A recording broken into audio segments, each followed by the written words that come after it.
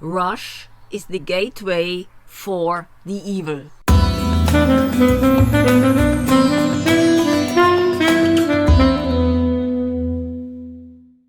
So said a wise man. And from a coaching point of view, I can confirm it. When a client in the evening is tired and exhausted, it is hardly ever the amount of work. It is the intensiveness of a rush that he experienced throughout the day. So I realized that whoever has the feeling to bring something good into the world and gets appreciation for what he or she is doing and leaves space between tasks will be hardly ever exhausted or have a burnout. I have a few good advices for you to get out of this wheel of rush. Language is energy. When we say, I will print that email real fast, real quickly. Why? Why fast? It takes the time it takes. So what? I will drive quickly to the bakery. Why quickly? Yeah. I must do this or that. Rather, it's much better to say, I want to do this or that. Yeah. And another thing is that we usually do not use the grammar properly. When we say, oh, tomorrow I have a lot to do. I have a lot to do. Yeah, but it's tomorrow. It should be, I will have a lot to do. Otherwise, I take it into the now, into the present. But now I already have a lot. And I also take the tomorrow's work into now. That doesn't make sense. So, and even better than saying tomorrow I will have a lot to do is tomorrow I'm going to finish what I have planned to finish. Doesn't that sound good? It's like, it's something even to look forward to. So we should be much more aware of the language we use and how we use it. I mean, we are talking all day, but talking less and being more aware makes sense. And my next advice is put the lid on the box.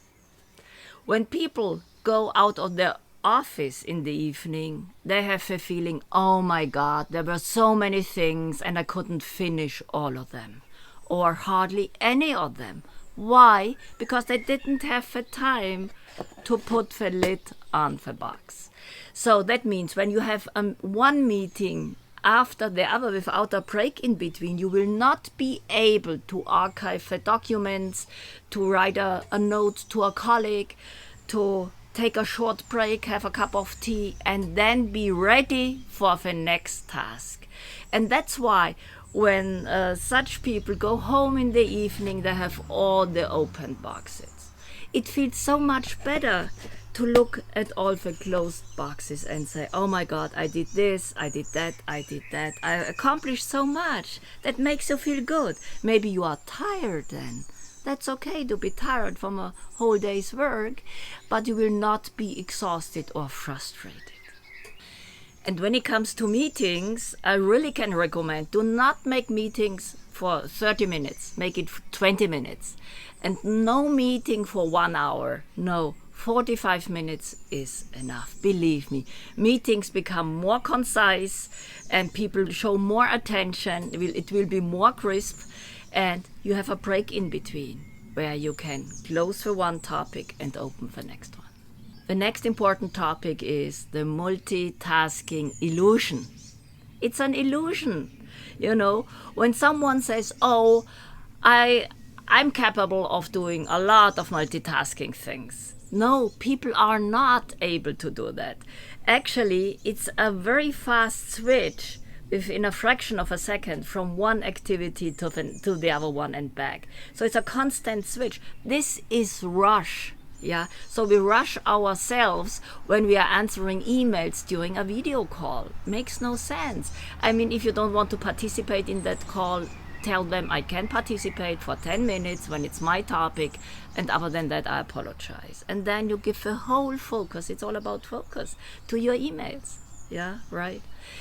And Another thing happens, and that's very important, that our IQ goes down the longer we do multitasking. Look at that. Who wants that? How can we really be efficient and effective with a lower IQ? So the good news is, however, that when you stop that nonsense of multitasking, our IQ is rising back to the original level. The next topic is focus. Focus means to avoid interruptions where possible, right? It's not always possible, but many times we really can avoid those. You have to imagine that when we go deep into a topic, we focus more and more. We need a certain amount of time, might be several minutes, to sort everything out and to concentrate deeply. And then we focus until it's finished, and then we go to the next task. However, when we are interrupted, we have to invest that amount of time again and again. Studies show that up to 30% of energy and time per day is wasted by interruptions. So does it make sense? No, it does not make sense. We can stop it, right? And it's not only the loss of time, and 30% is really a lot, yeah.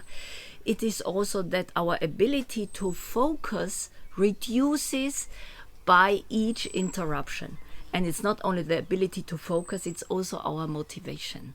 And you all know that after you have started something for the 5th time, it takes a lot of effort and self-discipline to finish it.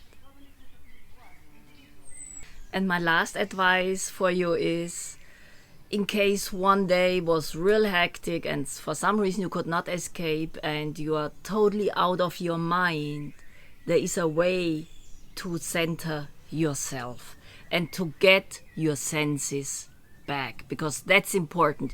You have been in your brain, a brain worker all day. You have lost your senses, so you have to get them back. And one thing is when you have that you smell again and that you taste consciously, like when you're having a cup of tea, you're smelling it, and how it tastes. So be aware of what you see, what you feel, and what you smell. And of course, out in the nature, it's the very best. Like, here we are in a garden, and you can feel the soft blossom, and smell it. That's wonderful. That's a gift of nature. So let's use it. I wish you a good time. No rush. All relaxed, all under control. Have fun.